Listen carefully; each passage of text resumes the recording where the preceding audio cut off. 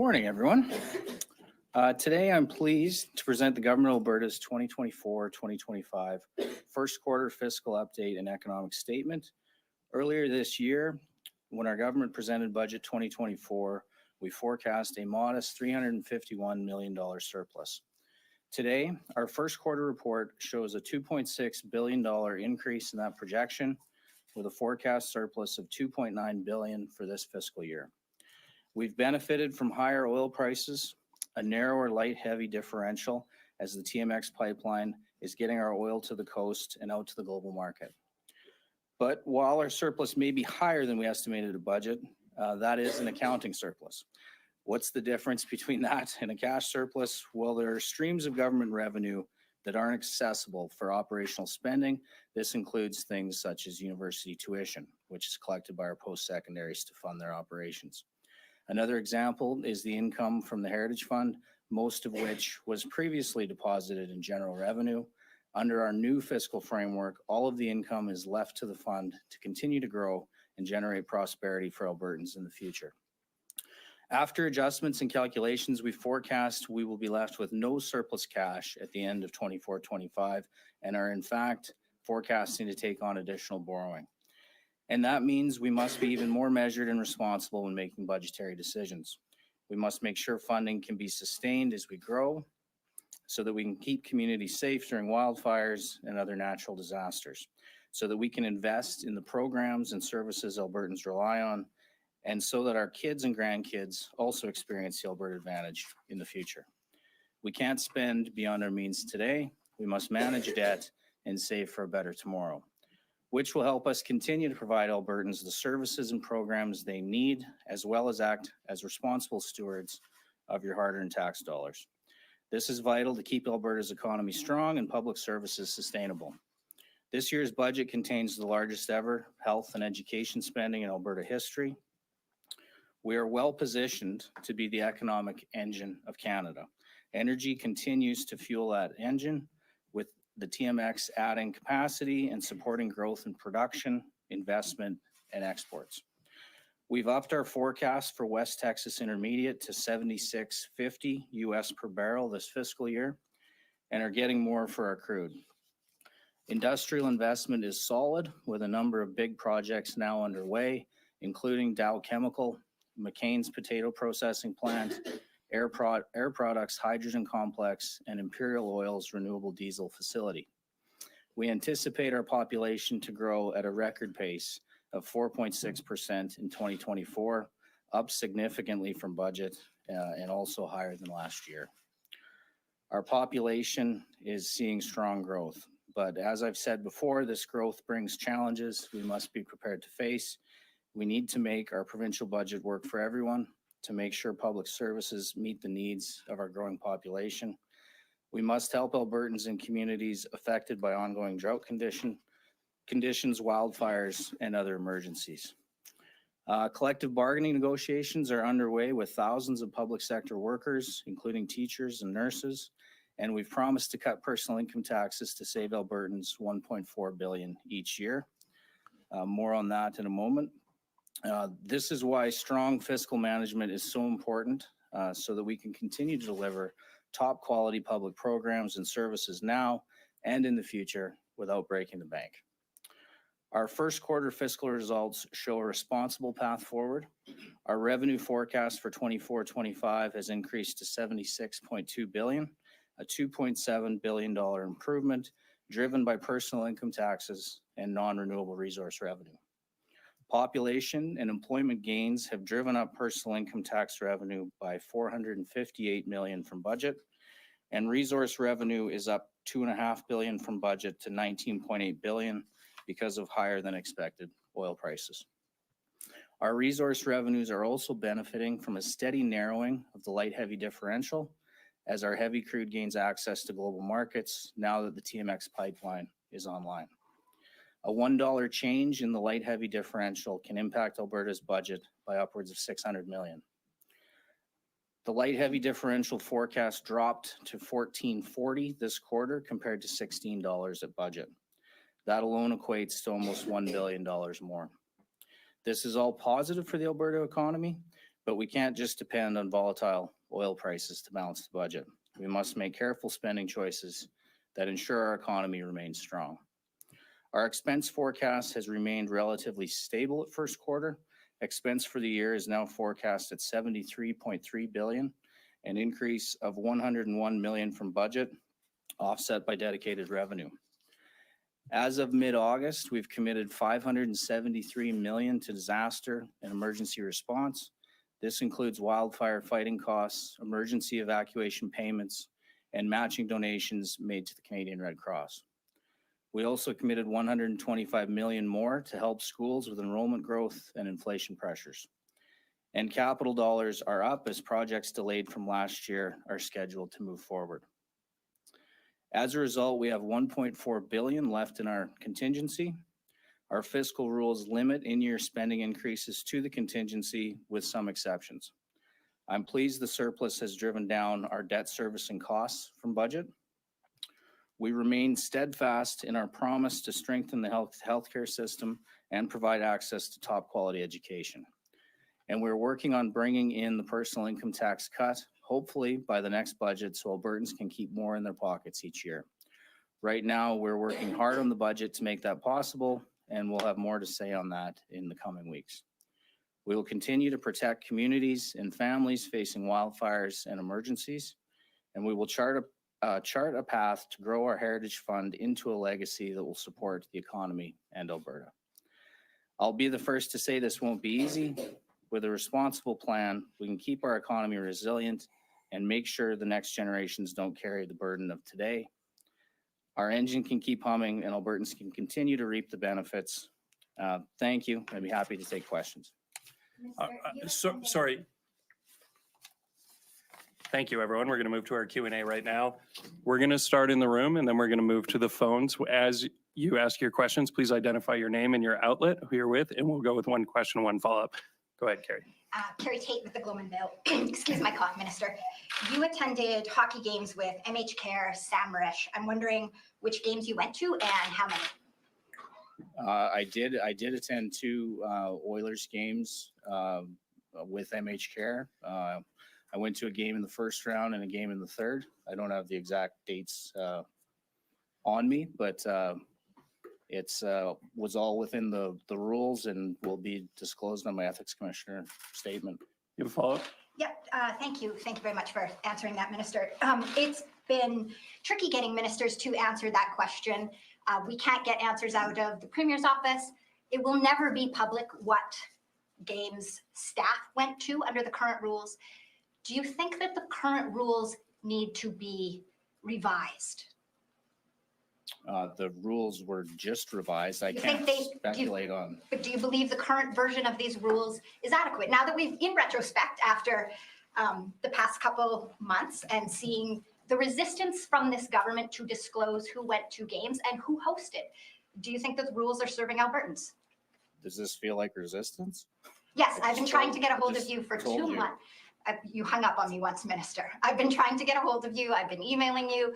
We've reached out repeatedly to the Premier's office without answer. Do you believe, are you comfortable with the current version of these rules guarding your conflicts of interest? Yes. Thank you, Carrie. Next question. Michelle. Minister, following up on that, what members of your staff attended those games? None that I'm aware of.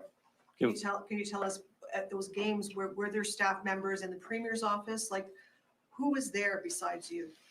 I can't comment, folks. I know, as the Premier said, every minister is responsible for themselves and they have to make sure that they're disclosing through the ethics commissioner, which I have done and will do. And why can't you, if you guys did nothing wrong, then why can't you tell us? Did do nothing wrong. That's why I just told you. No, but we're asking you, who else was there at those games? And then you're telling us that it's up to individual ministers to tell us that. If you did nothing wrong, and if these guys did nothing wrong, I think that we would be hearing more about this. So can you tell us who was in the room with you? Who was in that box with you at those games? I can only speak for myself, Ms. Bellefontaine. I was invited to go to the game, went, cheered on the Oilers, and it'll be on my ethics disclosure. Thank you. Next question. Go ahead. Hi, Sean Amato, City News. The Premier has indicated that the Alberta Sheriffs are to have a larger role in policing, perhaps becoming the provincial police force as a senior cabinet member. What do you think about that? Well, I think, Public Safety Minister has made clear that he thinks the sheriffs can play a bigger role. I think they see them as filling gaps that exist on the landscape currently.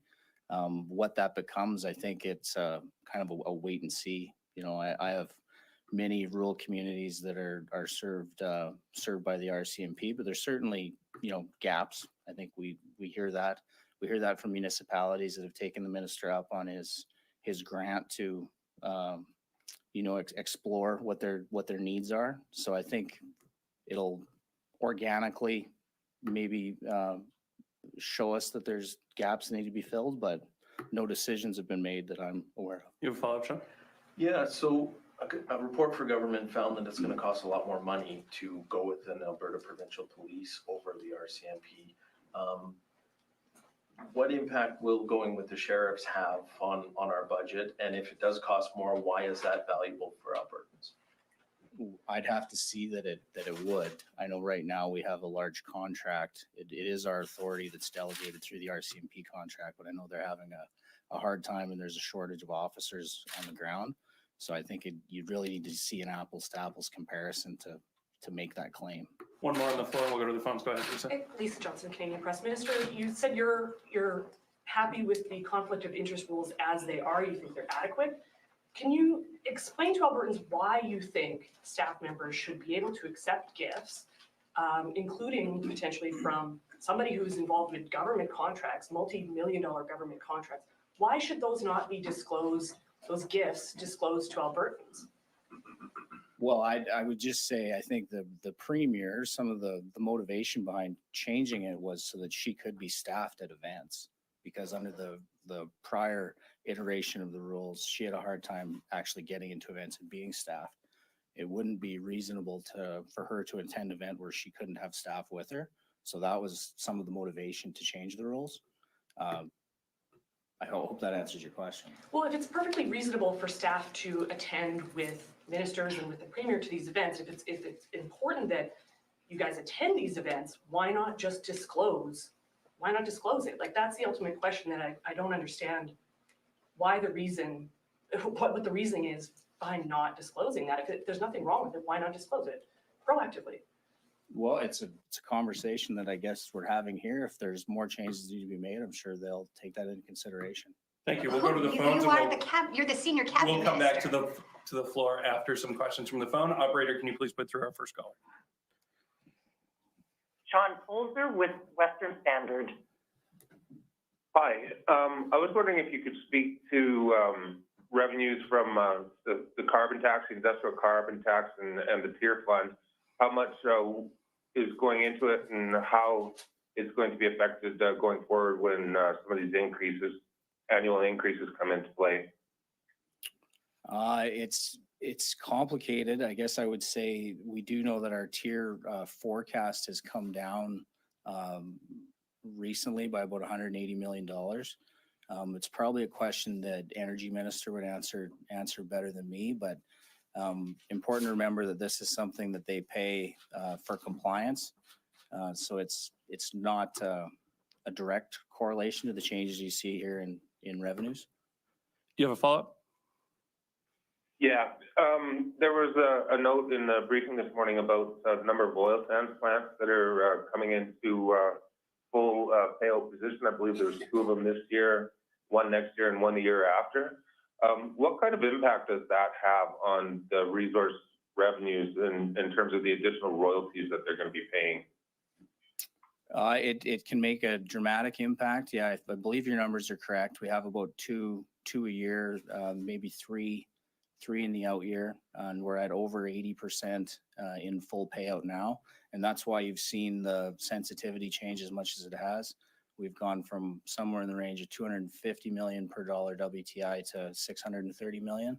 So it's having that impact now, and that'll continue to grow. Okay, we currently don't have any other in the queue. Go ahead, Shalane. We heard this morning that there's UTI averaged about $80 a barrel so far this year.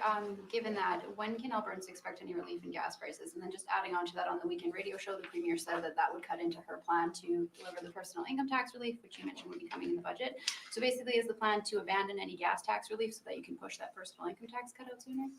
The gas tax relief will be there when the formula tells us it is, I guess. I know we've been through this in the past, but that is the average of the days in the first quarter. It's complicated, but you need 2 weeks to inform the retailers. That's why the formula is legislated as it is. So there's 20 trading days kind of in the middle of the quarter. So for this year, for example, you'd have July, August, and September. So we would be in the monitoring phase right now. And if it were to trigger over 80, the relief would be automatic.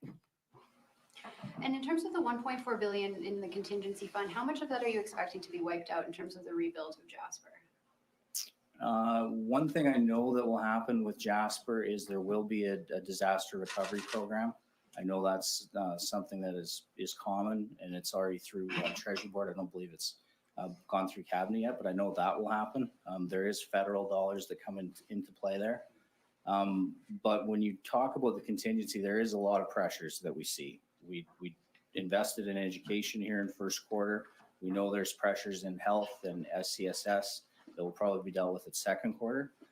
So we're trying to keep our powder dry in the contingency to deal with the challenges throughout the year, but there are many, not just Jasper. We'll take one more from the floor and a final question from the phones. Go ahead, Graham. Graham Thompson with the Star today. I was going back to the, it changes from day to day.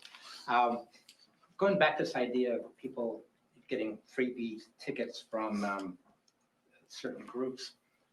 Why doesn't the government just pay for tickets? Like, if it's important to cheer the Oilers on, I'm not saying it's not important, but why not just pay for your ticket or have the government pay for a ticket to sit with the rest of us in the stands as opposed to going to a VIP suite and things like that? Well, it's a consideration, I guess, Graham. Like I've never gone to a game like that before. I guess they've never been in the playoffs.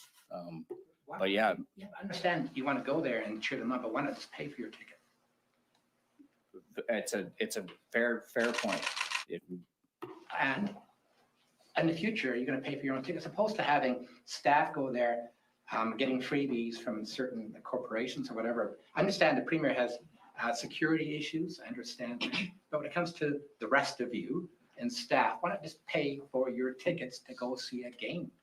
Or have the government at least pay for the tickets, as opposed to this apparent conflict of interest popping up? Well, I certainly don't think the government should have to pay for anything out of taxpayers' dollars, but And have staff, so go on and have your support staff pay for the tickets.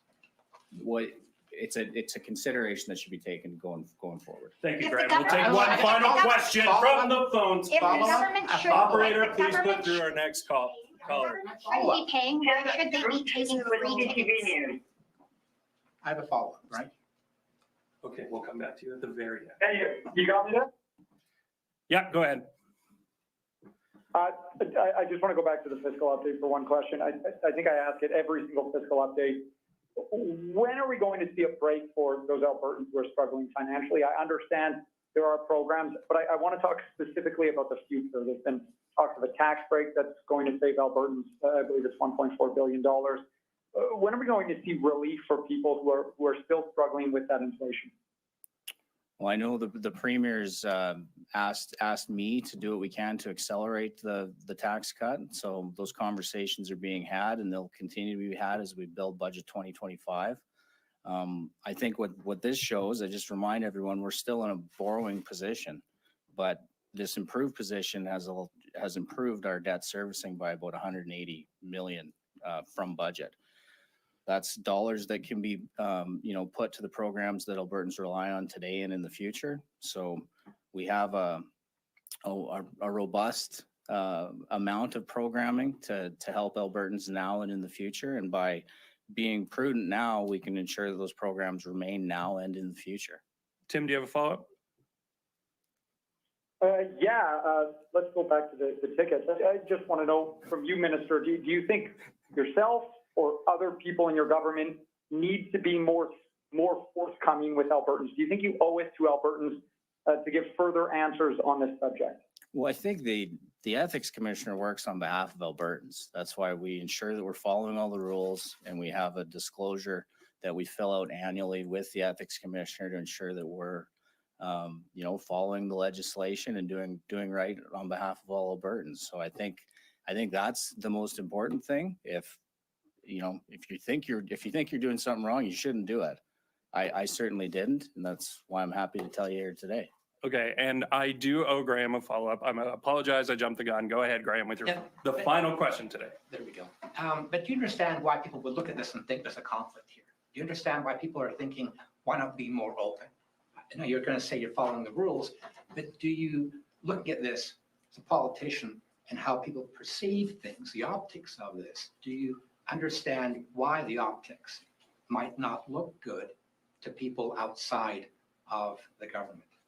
Well, the optic that I care the most about, Graham, is about being honest to Albertans. I think this is a job that I require that. I want Albertans to know that, I'm forthcoming. And so I follow the rules with the ethics commissioner, answered your question here today. I don't know what more I can do.